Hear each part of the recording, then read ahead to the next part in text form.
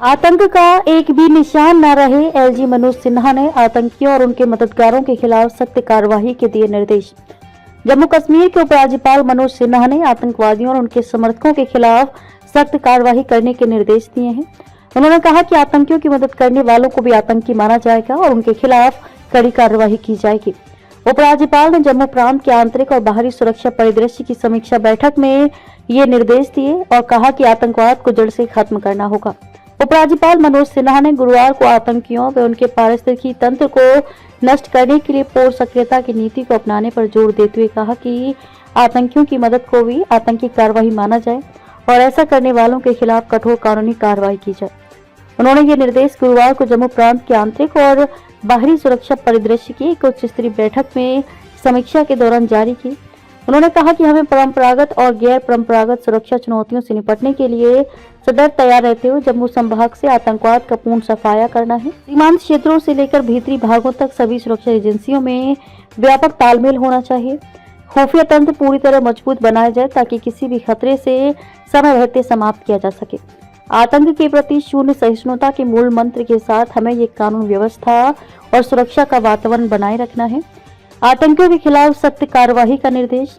उल्लेखनीय है कि जम्मू में सुरक्षा परिदृश्य का जायजा लेने से पूर्व गत बुधवार को राज्यपाल ने श्रीनगर में कश्मीर घाटी की सुरक्षा व्यवस्था का संबंधित अधिकारियों संग जायजा लेते हुए सुरक्षा तंत्र को और मजबूत बनाने व आतंकियों के खिलाफ सख्त कार्रवाई का निर्देश दिया है।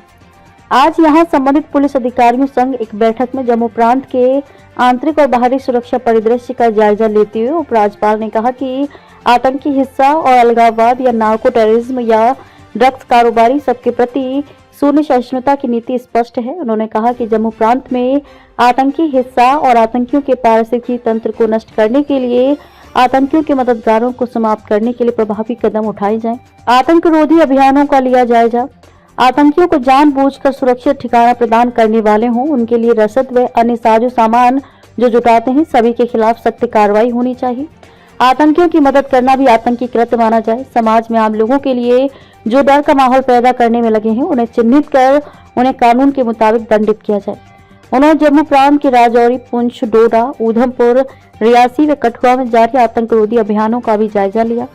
उपराज्यपाल ने जम्मू प्रांत में सीमांत इलाकों में घुसपैठ रोधी तंत्र को और मजबूत बनाने के साथ प्रदेश के भीतरी भागों में सक्रिय आतंकियों व उनके साथियों के खिलाफ सुनियोजित तरीके से अभियान चलाने का निर्देश। उन्होंने कहा कि हमें घुसपैठ को पूरी तरह समाप्त करने के साथ ही यहाँ जो आतंकी घुसपैठ करने में कामयाब रहे हैं, उन्हें भी मार भगाना है।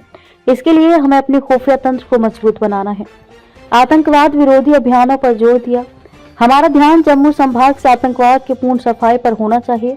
हमें जम्मू क्षेत्र में आतंक का एक भी निशान नहीं रहने देना है। उन्होंने पुलिसिंग में अत्याधुनिक प्रौद्योगिकी की व्यापक प्रयोग पर जोर देते हुए कहा कि हमें क्षेत्रवार सुरक्षा ग्रिड और आतंक रोधी अभियान तय करनी चाहिए।